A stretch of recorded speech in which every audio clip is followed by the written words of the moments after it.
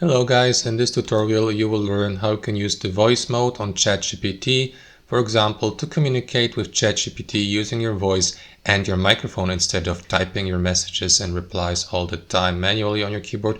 So you may do it guys simply by, of course, plugging in your microphone and by logging into your account on ChatGPT.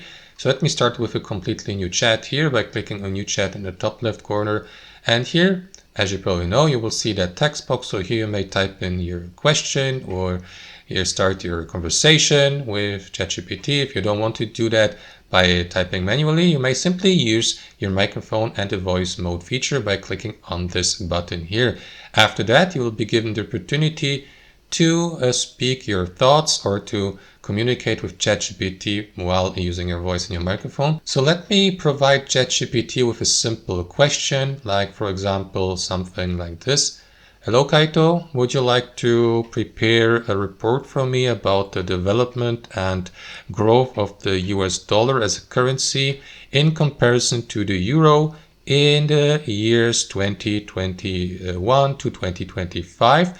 Thank you. And once you have stopped speaking, the message will be automatically transferred or sent to ChatGPT so that he or she may simply reply to that, also using their voice, as you can see, so you can listen to that voice or simply read through the written text or reply here.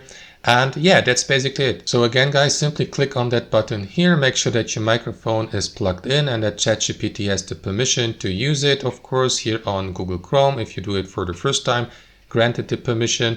And after that, simply start speaking. And once you have stopped, the message will be sent automatically to ChatGPT so that you may start a nice and conversational voice chat with ChatGPT. And that's it. Thanks for watching, and I'll see you next time.